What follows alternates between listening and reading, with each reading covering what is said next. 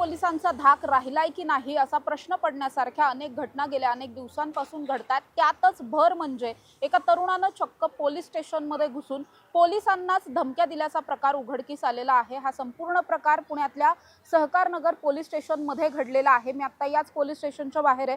तुम्ही जर पाहिलं तर माझ्या मागे सहकारनगर पोलीस स्टेशन आहे आणि ही घटना सहकारनगर पोलीस स्टेशनच्या हद्दीत घडलेली नाहीये, तर थेटपणे पोलीस स्टेशनच्या आवारातच घडलेला हा संपूर्ण प्रकार आहे।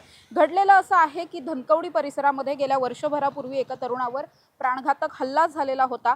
त्याच प्रकरणामधल्या एका आरोपीला पोलिसांनी चौकशीसाठी सहकारनगर पोलीस स्टेशनमध्ये आणलेलं होतं। तपास पथक त्याची चौकशी करत असताना याच आरोपीचा एक मित्र आहे ज्याचं नाव विनायक भोंडवे असं आहे, तो थेटपणे पोलीस स्टेशनमध्ये घुसला आणि माझ्या मित्राला तात्काळ सोडा नाहीतर मी पोलीस ठाणं पेटवून देईल अशा पद्धतीची धमकी देऊ लागला।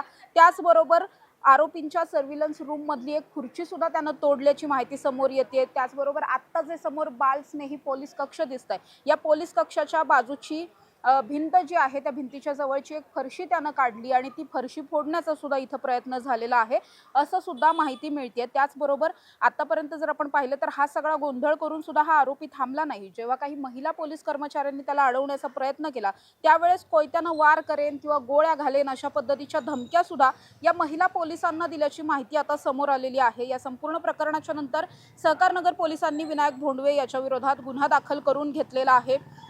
वरिष्ठ पोलीस निरीक्षकांच्या मार्गदर्शनाखाली या सगळ्यातला तपास सुरू आहे। जी काही माहिती आत्ता मिळते त्यानुसार या आरोपीला पोलिसांनी अटक सुद्धा केली आणि त्याला न्यायालयीन कोठडी सुद्धा मिळाली अशी सुद्धा माहिती समोर येते। मात्र जर एकंदरीत आपण पाहिलं तर गेल्या काही दिवसांपूर्वी सुद्धा असंच एका प्रकरणामधला आरोपी होता, त्याही आरोपीनं सहकारनगर पोलीस स्टेशनमध्येच प्रचंड गोंधळ घातलेला होता। एका खिडकीची काच वगैरे फुटली होती अशी एक बातमी तेव्हा सुद्धा समोर आलेली होती। त्यानंतर आता हा दुसरा प्रकार याच सहकारनगर पोलीस स्टेशनमध्ये घुसलाय। जर एखादा 24-25 वर्षाचा तरुण थेटपणे पोलीस स्टेशनमध्ये घुसतो, पोलिसांनाच धमक्या देतो, पोलीस स्टेशन पेटवून देण्याचे इशारे करतो आणि तरी सुद्धा या सगळ्या प्रकरणामध्ये पोलिसांचा धाक आता राहिला नाहीये का, हा एक प्रश्न वारंवार उपस्थित केला जातोय। गेल्या काही दिवसांपासून पुण्यातली गुन्हेगारी प्रचंड वाढली आहे, मात्र पुणे पोलीस अनेक प्रकरणांमध्ये चांगल्या पद्धतीनं काम करतानाही दिसतात।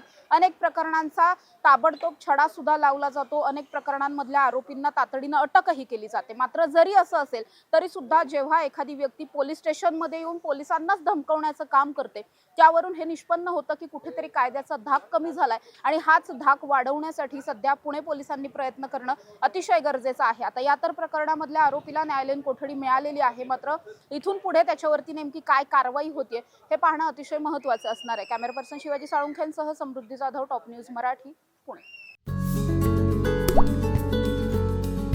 आता जोकासू STP या अत्याधुनिक जॅपनीज तंत्रज्ञानाने सुसज्ज quick installation, energy efficient, noiseless blowers, low maintenance या आणि अशा वैशिष्ट्यांनी परिपूर्ण जोकासू STP तंत्रज्ञान प्रकल्प उभारणीपासून ते विक्री पश्चात समाधानकारक सेवा देणारी, भारताबरोबरच परदेशात देखील प्रकल्पांची यशस्वी उभारणी करणारी company Deccan water treatment private limited.